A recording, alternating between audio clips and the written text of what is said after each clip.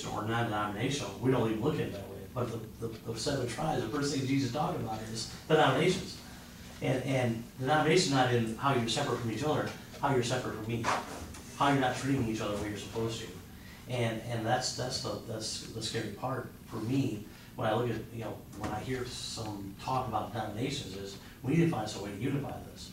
I don't care, you can call yourself Baptist all you want, we gotta find some way to love Jesus the way he wants us to love him. And he tells us how to do it in Revelation from Jesus himself.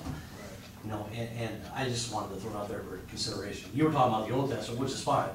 I'm talking about what it says in Revelation about those denominations. Right. Bringing him into a place of unity. Yes, bring him to a place of unity. Which we still haven't been able to do. Correct. No. And he never said they had to be all alike. He just said this is what you're doing wrong and what you are doing. Right. And if you stop doing this thing, Yes. you can get right. You get back to where you were at the beginning, or your first love, or wherever it is that. Right. Right. Okay. Well, we're gonna stop. But it is time to try to figure, and I don't know if we're ever gonna be able to do that. I would like to think we could. We can. Figure out a way to, bring some type of unity between the brethren. Because I've seen it start at times where they'll have a prayer group that'll start with several different kind of churches, but it never lasts. It'll go on for, I remember I started going to this prayer thing with a bunch of different pastors, and next thing I know, man, it turned into donuts and coffee.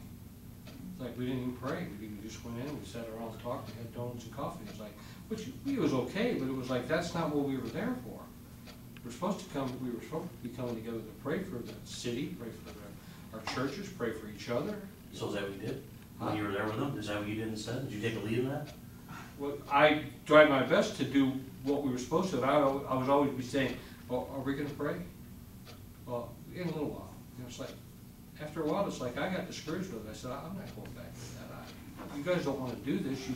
You started something, but you didn't want to do it. And so, you try to take the lead, but when you don't start it, and you're not the guy that's in charge, you just kind of bow out after they all decide they want to do something different.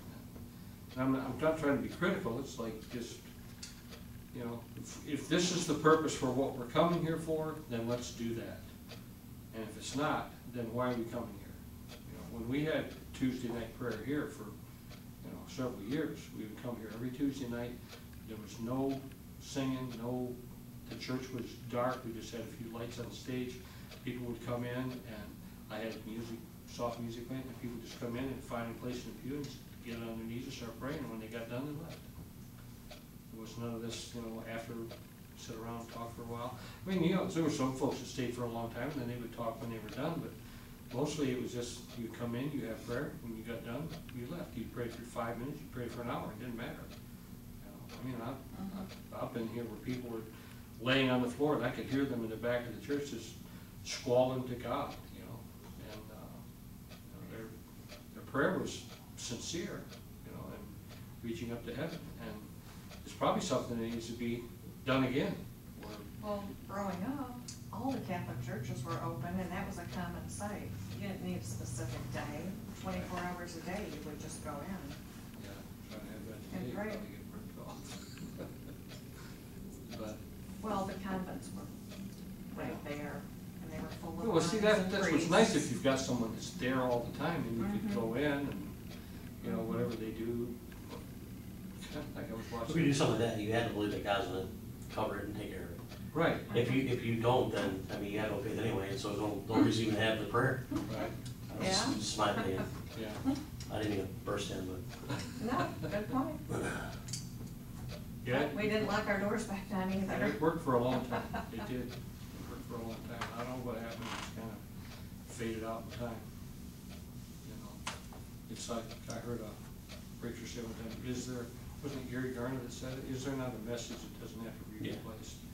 And one of the Revelation teachings, yeah. So, and I'm sure there is. There's a message that doesn't have to be replaced, but it's like whoever's got the newest thing going on gathers the biggest crowd. I don't have all the answers. Never did. Probably never will. But I know I have a great big God. Mhm. Yeah, He helps me every day. I mean, he does. like, I can't see me not having God in my life. I just, I've been Christian 40, long time.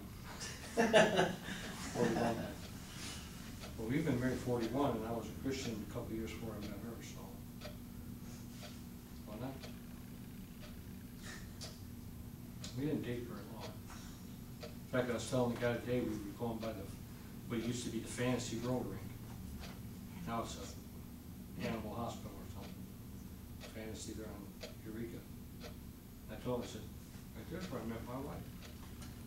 Or I said, I said, no, that's not where I met her, that's where I seen her. She was riding around in her roller skates. So, that's been a long time ago. Father, thank you for our time together. Lord, we ask for wisdom, we ask for understanding. More than anything, Lord, we ask you for discernment to know when to do and what to do, dear Lord. Be able to share your truths, dear Lord, and walk in ways that bring glory to your name. Yes. I pray, Father, for those, Lord, that are hurting tonight or going through difficult times. Yes. Pray especially for Pastor Chris and Linda, Father, for Nicole. Lord, you see the needs and they're beyond what I can even comprehend. And just pray, Father, that you minister to them, Lord. Thank you for touching Noah. I pray, Lord, that he may just continue to be well, Lord. I ask you to be with, dear Lord, the new baby that's coming. And, Father, I know Grandma's excited. I pray that, dear Lord, you would just keep us safe as we go home tonight. May we glorify you and magnify your name, Lord, as we come here on this Sunday, Lord. May you be lifted high and glorified, and we'll praise you for it in Jesus' name. Amen. Amen.